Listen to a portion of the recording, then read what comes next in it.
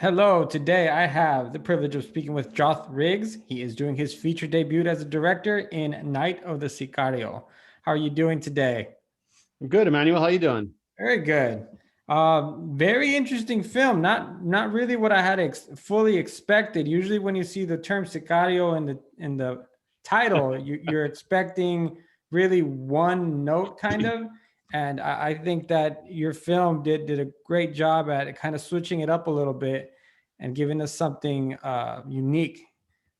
Yeah, for sure. There was, it was really important for me to have characters that had real depth to them uh, on both sides of the equation, the good guys and the bad guys. It was real important to me to not have um, characters that are just 2D, cardboard cutouts. And so, yeah, everybody has their moment, and we have some real interesting characters in this film. I enjoyed it. Absolutely. Do you want to tell us a little bit about the plot line for the Night of the Sicario? Yeah, there's a woman who's testifying against the cartel in federal court. So the DEA flies her family in to join her at the safe house, but they're ambushed by the cartel in the process. They manage to slip away, however, into a nearby senior care facility that's run by Taylor Ward, who's played by Natasha Henstridge. This all takes place, by the way, during a Category 5 hurricane. And so, in the process of getting away from these sicarios who are chasing them, Natasha's character takes them in, but they ultimately find that they're there and got a big cat and mouse going on throughout this while the hurricane bears down on them. So a lot of action and a lot of unique characters in the senior facility because there's 5 residents that live there, and so there's some interesting dynamics going on here. I think that's something that's really cool about the film that I appreciated was the amount of screen time and kind of uh, work that you gave the seniors, and not just kind of making them, like you were saying a little bit earlier, one dimensional, or maybe being the comedy factor into it. There's a little bit more heart, there's a little bit more soul into each of them, and you get to learn that along the ways. Can you talk about working with them and putting them on the feature? Yeah, they were great. They actually weren't in the original script, so they were Okay. kind of developed. I mean, there was an aspect of them, but they really weren't part of the storyline. And so I thought it would be really unique to kind of include them more and to have them participate in the overall outcome. And I really wanted each character to shine in their own uniqueness. They all bring something to the table. As seniors, they had years of experience and wisdom, and each one had something to contribute to this. And so it was a lot of fun kind of fleshing out each one of those characters, and the actors who played them were fantastic. I mean, it is a pretty unique role, so they all really were excited about it, and we had a lot of fun shooting it. You want to talk about Natasha Henstridge's Taylor Ward?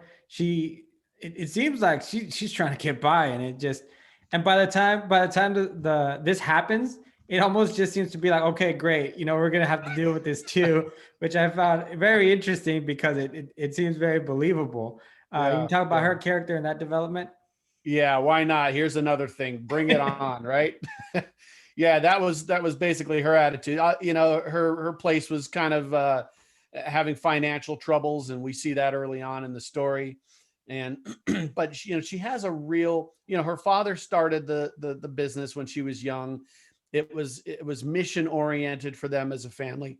So it was really important for her to keep her father's legacy going, and she really saw the seniors, the last 5 remaining residents there, as family, Hmm. and that was her only family. She doesn't have a husband or kids or anything, and so they were her brood, and so she was very protective of them, and going to do whatever it took. And I mean, the hurricane alone was a big factor that she had to protect them from. And then then you add all of this other melee coming in, and now not only is she, of course, having to deal with the sicarios that are after them, but she's now protecting the family of this other woman. And so she's kind of mama bear, taking them all in and trying to keep them safe in this gigantic mansion that they have to play in. I found it really interesting because none of the things that are going on with her are things she necessarily chose for her own life. Right. This was something that Yeah. was left to her from her dad. Yeah. You know, and then Playing part the of it cards is she was dealt. yes, and Yeah. then now you get they cut off her power, I believe, in the beginning. Yeah. The bus isn't showing up. The hurricane, now the sicarios. I just wonder, you know, just how how stressed she must be. Uh, and if you want to talk, what do you think she'd be up to necessarily if this wasn't, if she got to choose what to do? Well, I mean, I think she really enjoys the role she has of providing security and support for her residents. And so, yeah, I mean, I think she's doing it, but I think she'd want to be able to do it without having to scramble and scrounge so much. And she's obviously she's at risk of losing the whole place and shutting down entirely. You know, so that's weighing on her as well. And no, I mean, I think if she had her choice, she would keep the place and it would flourish, and she would take care of a lot of people that needed help taken care of. It's in her nature. Okay, great. You guys are also introducing Addison Kendall as Emilio Fuentes. Do you want to Yeah. comment a little bit about Wow. I working mean, with her? Addison's was fantastic. She's never worked in front of a camera before. You know, she'd done school plays or whatever. But and boy, does she bring it. You know, I mean, she had some of the most emotional scenes in the film, Mhm. and I was so impressed with her. She was absolutely as professional as her peers in the film, who had many more years of experience.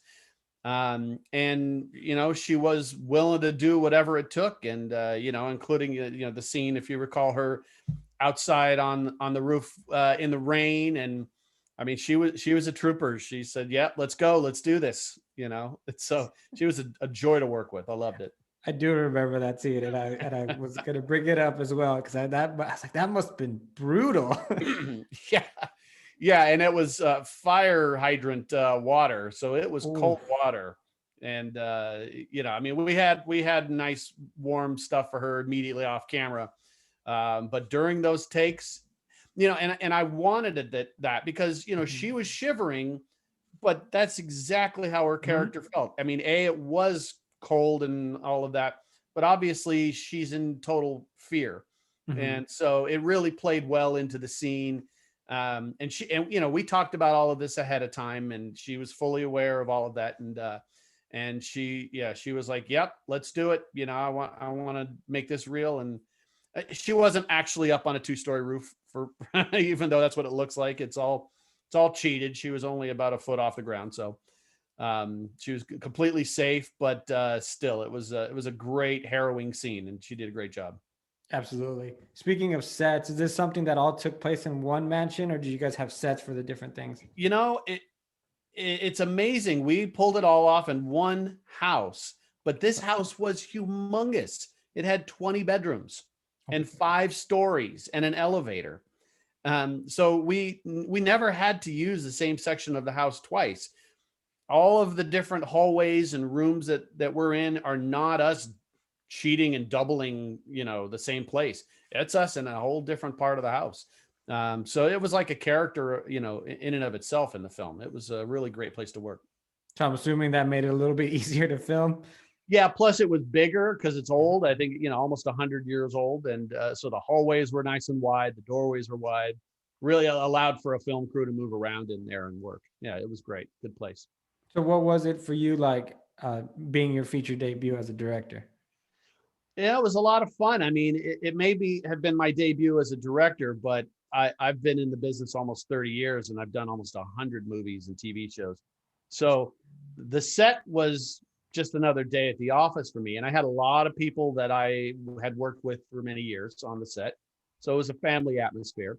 What was new, of course, for me, relatively speaking, was really having to develop that rapport with the actors. Hmm.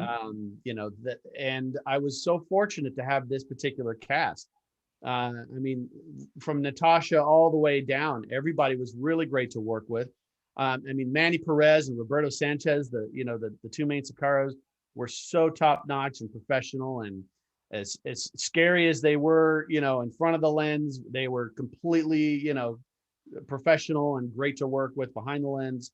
I was really fortunate to have this cast, and it was a great experience for my first time on a feature. That's great to hear. Yeah. Joth, what do you hope people take away from Night of the Sicario? Well, I think these particular characters, I wanted to make sure again that everybody had their moment.